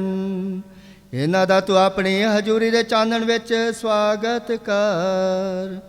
ਹੈ ਪ੍ਰਭੂ ਅਸੀਂ ਬੇਨਤੀ ਕਰਦੇ ਹਾਂ ਕਿ ਸਾਡੇ ਸਾਰਿਆਂ ਉੱਤੇ ਦਇਆ ਕਰ, ਤਾਂ ਜੋ ਧੰਨ ਕੁਆਰੀ ਮਰੀਮ ਖੁਦਾ ਦੀ ਮਾਂ ਦੇ ਨਾਲ, ਉਸੇ ਕੁਆਰੀ ਦੇ ਮੁਬਾਰਕ ਵਰ ਸੰਤ ਯੂਸਫ ਦੇ ਨਾਲ, ਧੰਨ ਰਸੂਲਾਂ ਅਤੇ ਸਾਰੇ ਸੰਤਾਂ ਨਾਲ ਜਿਨ੍ਹਾਂ ਨੇ ਸਾਰੇ ਯੁੱਗਾਂ ਵਿੱਚ ਤੈਨੂੰ ਖੁਸ਼ ਕੀਤਾ ਹੈ, ਅਸੀਂ ਸਦੀਵੀ ਜੀਵਨ ਦੇ ਵਾਰਸ ਹੋਣ ਦੇ ਹੱਕਦਾਰ ਬਣ ਜਾਵਾਂਗੇ ਅਤੇ ਤੇਰੇ ਬੇਟੇ ਯਿਸੂ ਮਸੀਹ ਦੇ ਰਾਹੀਂ ਤੇਰੀ ਵਡਿਆਈ ਅਤੇ ਉਸਤਤ ਕਰਾਂਗੇ।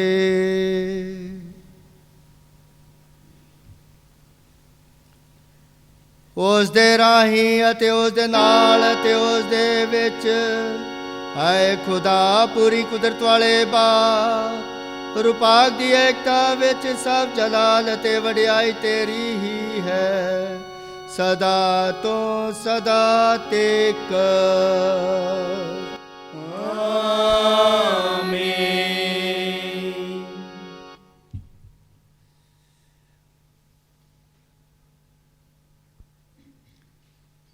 ਆਓ ਅਸੀਂ ਸਾਰੇ ਭਰੋਸੇ ਨਾਲ ਮਿਲ ਕੇ ਖੁਦਾ ਆਪਣੇ ਬਾਪ ਦੇ ਸਾਹਮਣੇ ਦੁਆ ਕਰੀ, ਜਿਸ ਤਰ੍ਹਾਂ ਸਾਡੇ ਮੁਕਤੀਦਾਤਾ ਪ੍ਰਭੂ ਯਿਸੂ ਨੇ ਸਾਨੂੰ ਸਿਖਾਇਆ ਹੈ। ਐ ਸਾਡੇ ਬਾਪ ਜਿਹੜਾ ਤੂੰ ਅਸਮਾਨ ਤੇ ਹੈ, ਤੇਰਾ ਨਾਮ ਪਾਕ ਮੰਨਿਆ ਜਾਵੇ, ਤੇਰਾ ਰਾਜ ਆਵੇ, ਤੇਰੀ ਮਰਜ਼ੀ ਜਿਸ ਤਰ੍ਹਾਂ ਅਸਮਾਨ ਤੇ ਪੂਰੀ ਹੁੰਦੀ ਹੈ ਜ਼ਮੀਨ ਤੇ ਹੋਵੇ। ਸਾਡੇ ਰੋਜ਼ ਦੀ ਰੋਟੀ ਆਜ ਸਾਨੂੰ ਦੇ, ਸਾਡੇ ਕਸੂਰ ਸਾਨੂੰ ਮਾਫ ਕਰ ਜਿਹੜੇ ਅਸੀਂ ਆਪਣੇ ਕਸੂਰਾਂ ਨੂੰ ਮਾਫ ਕਰਦੇ ਹਾਂ, ਸਾਨੂੰ ਅਜ਼ਮਾਇਸ਼ ਨਾ ਪਾ, ਸਗੋਂ ਬੁਰਾਈ ਤੋਂ ਬਚਾ। ਆਮੀਨ। ਐ ਪ੍ਰਭੂ ਅਸੀਂ ਪ੍ਰਾਰਥਨਾ ਕਰਦੇ ਹਾਂ, ਸਭ ਬੁਰਾਈਆਂ ਤੋਂ ਸਾਨੂੰ ਬਚਾ, ਆਪਣੇ ਰਹਿਮ ਨਾਲ ਸਾਡੇ ਦਿਨਾਂ ਵਿੱਚ ਸ਼ਾਂਤੀ ਦੇ, ਤਾਂ ਜੋ ਤੇਰੀ ਦਇਆ ਦੀ ਮਦਦ ਨਾਲ ਅਸੀਂ ਹਮੇਸ਼ਾ ਗੁਨਾਹਾਂ ਤੋਂ ਮੁਕਤ ਰਹੀਏ ਅਤੇ ਹਰ ਮੁਸੀਬਤ ਤੋਂ ਸੁਰੱਖਿਅਤ ਰਹੀਏ। ਜਿਵੇਂ ਮੁਬਾਰਕ ਉਮੀਦ ਰੱਖਦੇ ਹੋਏ ਅਸੀਂ ਯਿਸੂ ਮਸੀਹ ਸਾਡੇ ਮੁਕਤੀਦਾਤੇ ਦੇ ਆਉਣ ਦੀ ਉਡੀਕ ਕਰਦੇ ਹਾਂ, ਕਿਉਂ ਜੋ ਰਾਜ ਕੁਦਰਤ ਤੇ ਜਲਾਲ ਯੁਗ ਯੁਗ ਤੇ ਰਹੀ ਹੈ। ਐ ਪ੍ਰਭੂ ਯਿਸੂ ਮਸੀਹਾ, ਤੂੰ ਆਪਣੇ ਰਸੂਲਾਂ ਨੂੰ ਆਖਿਆ, ਮੈਂ ਤੁਹਾਨੂੰ ਸ਼ਾਂਤੀ ਦਿੰਦਾ ਹਾਂ, ਆਪਣੀ ਸ਼ਾਂਤੀ ਮੈਂ ਤੁਹਾਨੂੰ ਪ੍ਰਦਾਨ ਕਰਦਾ ਹਾਂ। ਤੂੰ ਸਾਡੇ ਗੁਨਾਹਾਂ ਨੂੰ ਨਹੀਂ, ਸਗੋਂ ਆਪਣੀ ਕਲੀਸਿਆ ਦੇ ਈਮਾਨ ਨੂੰ ਵੇਖ ਅਤੇ ਉਸ ਨੂੰ ਆਪਣੀ ਮਰਜ਼ੀ ਮੁਤਾਬਕ ਸ਼ਾਂਤੀ ਤੇ ਏਕਤਾ ਪ੍ਰਦਾਨ ਕਰ। ਤੂੰ ਜੋ ਜਿਉਂਦਾ ਤੇ ਰਾਜ ਕਰਦਾ ਹੈ, ਸਦਾ ਤੋਂ ਸਦਾ ਤੱਕ। ਆਮੀਨ। ਪ੍ਰਭੂ ਤੁਹਾਡੇ ਨਾਲ ਹੋਵੇ ਅਤੇ ਤੁਹਾਡੀ ਰੂਹ ਦੇ ਨਾਲ ਵੀ ਹੋਵੇ। ਅਸੀਂ ਆਪੋ ਵਿੱਚ ਸ਼ਾਂਤੀ ਦਾ ਸਲਾਮ ਦਈਏ।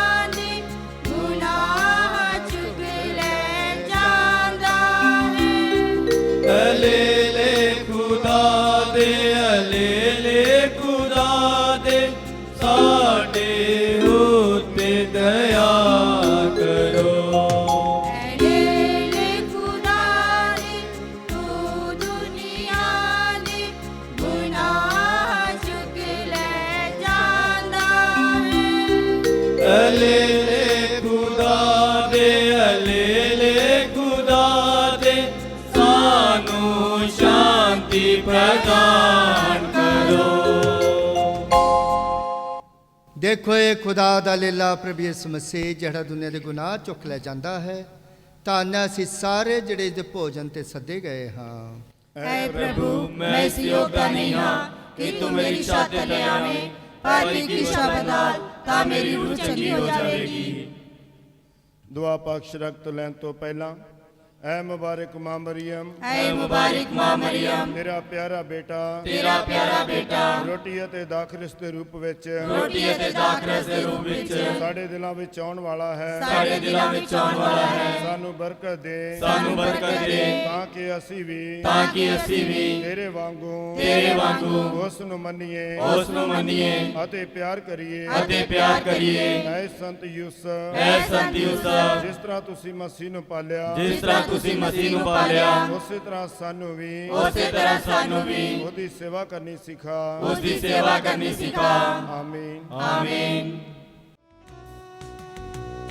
ਮੇਰੇ ਕੋਲ ਆ ਪਿਆਰੇ ਸ਼ਾਫੀਆ, ਨੂਰੀ ਚਿਹਰੇ ਦੀ ਝਲਕ ਦਿਖਾ ਜਾ। ਮੇਰੇ ਕੋਲ ਆ ਪਿਆਰੇ ਸ਼ਾਫੀਆ, ਨੂਰੀ ਚਿਹਰੇ ਦੀ ਝਲਕ ਦਿਖਾ ਜਾ। ਮੇਰੇ ਕੋਲ ਆ ਪਿਆਰੇ ਸ਼ਾਫੀਆ।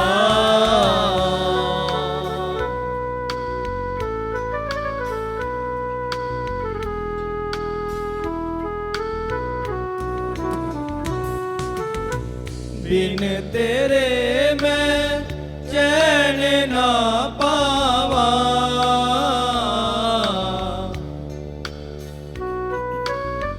बिन तेरे मैं चैन ना पावा। रात दिने मैं तेनू बुलावा, तेनू बुलावा। मेरे कोल आ प्यारे शाफिया, नूरी चेहरे दी झलक विखा जा। मेरे कोल आ प्यारे शाफिया। ਅਸੀਂ ਪ੍ਰਾਰਥਨਾ ਕਰੀਏ। ਐ ਖੁਦਾ ਸਾਡੇ ਬਾਪ, ਤੂੰ ਜੋ ਸਾਨੂੰ ਇਹ ਸਾਕਰਾਮੈਂਟ ਨਾਲ ਰਜਾਇਆ ਹੈ, ਸਾਡੀ ਨਿਮਰ ਦੁਆ ਨੂੰ ਸੁਣ ਲੈ। ਤੇਰੇ ਬੇਟੇ ਯਿਸੂ ਨੇ ਸਾਨੂੰ ਇਹ ਹੁਕਮ ਦਿੱਤਾ ਹੈ ਕਿ ਅਸੀਂ ਇਸ ਯਾਦਗਾਰੀ ਨੂੰ ਮਨਾਈਏ। ਬਖਸ਼ ਦੇ ਕਿ ਇਹ ਸਦਾ ਸਾਨੂੰ ਤੇਰੇ ਪਿਆਰ ਦੇ ਬੰਧਨ ਵਿੱਚ ਜੋੜੀ ਰੱਖੇ, ਸਾਡੇ ਪ੍ਰਭੂ ਯਿਸੂ ਮਸੀਹ ਦੇ ਰਾਹੀਂ।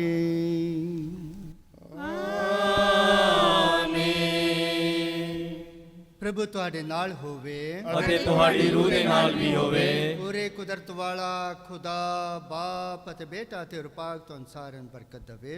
ਆਮੀਨ। ਕੁਰਬਾਨੀ ਚੜਾਏਗੀ, ਪ੍ਰਭੂ ਦੀ ਸ਼ਾਂਤੀ ਵਿੱਚ ਜਾਓ। ਖੁਦਾ ਦਾ ਸ਼ੁਕਰ ਹੋਵੇ। ਦੁਆ ਯਾਦ ਕਰ, याद कर निहायत मेहरबान कुंवारी मां मरियम, ਭਈ ਕਦੇ ਨਹੀਂ ਸੁਣਿਆ ਜਾ ਕੋਈ ਵੀ ਤੇਰੀ ਪਨਾਹ ਲੱਭਦਿਆਂ, ਤੇਰੀ ਮਦਦ ਚਾਹੁੰਦਿਆਂ, ਤੇਰੀ ਸਿਫਾਰਿਸ਼ ਮੰਗਦਿਆਂ ਧੋਖਾ ਖਾਂਦਿਆਂ ਹੋਵੇ। ਐ ਕੁਆਰੀ ਕੁਆਰਿਆਂ ਦੇ ਅਤੇ ਮੇਰੀ ਮਾਂ, ਮੈਂ ਇਸ ਤਸੱਲੀ ਨਾਲ ਤੈਨੂੰ ਦੱਸਦਾ ਹਾਂ, ਤੇਰੇ ਅੱਗੇ ਖਲੋ ਕੇ ਮੈਂ ਗੁਨਾਹੀ ਹੁੰਦਾ ਹਾਂ। ਐ ਤਾਰੀ ਗੁਲਾਮ ਮਾਂ, ਮੇਰੇ ਅੰਦਰ ਕੀ ਨਾ ਜਾਣ, ਸਗੋਂ ਮੇਰੇ ਮਨ ਨਾਲ ਸੁਣੀ ਤੇ ਕਬੂਲ ਕਰੀ। ਆਮੀਨ। ਮਾਂ ਮਰੀਮ ਸ਼ਾਂਤੀ ਦੀ ਰਾਣੀ, ਸਾਡੇ ਲਈ ਦੁਆ ਕਰ। ਮੇਰੀ ਮਾਂ ਹੈ, ਮੇਰੀ ਮਾਂ ਹੈ, ਮੇਰੀ ਮਾਂ, ਮਾਂ ਮਰੀਮ ਹੈ। ਮੇਰੀ ਮਾਂ ਹੈ, ਮੇਰੀ ਮਾਂ ਹੈ, ਮੇਰੀ ਮਾਂ, ਮਾਂ ਮਰੀਮ ਹੈ। ਮੇਰੀ ਮਾਂ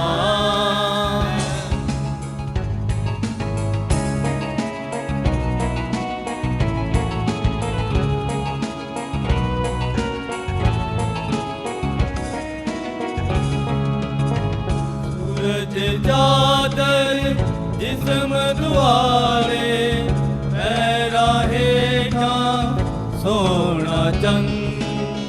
सूरज चादर जिस्म दुआरे, पैरा हेठा सोना चंद। तेरे सिर ते ताज नूरानी,